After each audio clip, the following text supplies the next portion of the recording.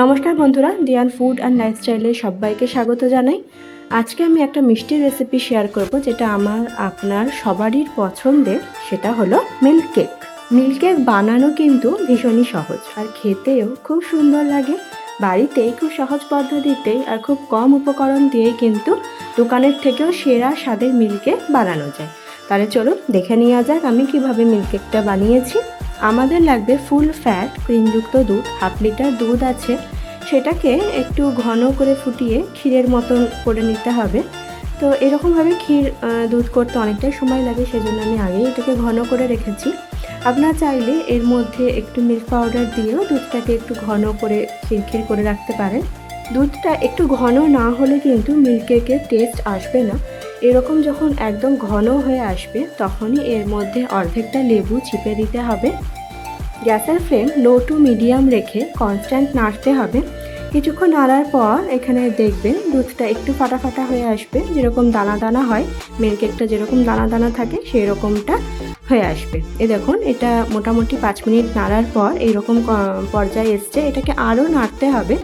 আবার কিছুক্ষণ নাড়ার পর এখানে আরও দানা দানা মিল্ক কেকটা যেরকম দানা দানা হয় দেখতে, সেই রকম দানা দানা হয়ে আসবে। আর এখানে আমাদের অর্ধেকটা লেবুই লেগেছে। যদি আপনাদের মনে হয় আরেকটু লেবু লাগবে তাহলে অ্যাড করতে পারেন, কারণ দুধটা কিন্তু একটু ফাটা ফাটা দরকার, যেরকমটা ছানার মতন হয়ে আসে। কারণ মিল্ক কেক কিন্তু একটু দানা দানা খেতেই ভালো লাগে। এবার এর মধ্যে দেওয়া হয়েছে 1/2 বাটি চিনি। চিনির পরিমাণটা আপনাদের আন্দাজ মতন দেবেন। আমাদের 1/2 কাপ চিনি ব্যবহার করা হয়েছে। এবার চিনি দিয়ে খুব ভালো করে নাড়তে হবে, কারণ চিনি থেকেও অনেকটাই জল ছাড়ে। তো এই সময় খুব কিন্তু টকবক করে ফুটবে, তখন গ্যাসের ফ্লেমটা একটু লোতে রাখতে হবে, কারণ চিনির জলটা শুকোতে হবে। এবার এর মধ্যে দিতে হবে অল্প পরিমাণে ঘি।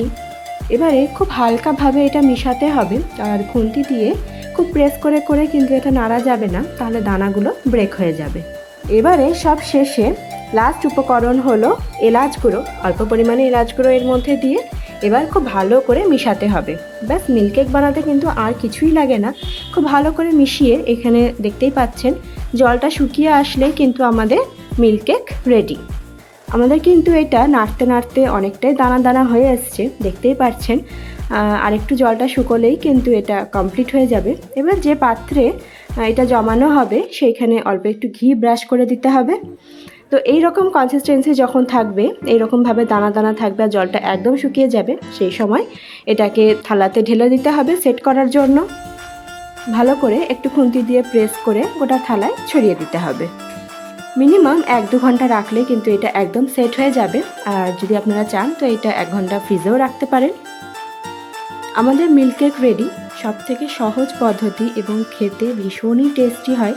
এরকমভাবে বাড়িতে অবশ্য করে বানিয়ে দেখবেন, বেশিক্ষণ সময়ও লাগে না। আর মিষ্টি খেতে ইচ্ছা করলে এইটা হলো সবথেকে সহজ একটা পদ্ধতি মিষ্টি বানানোর।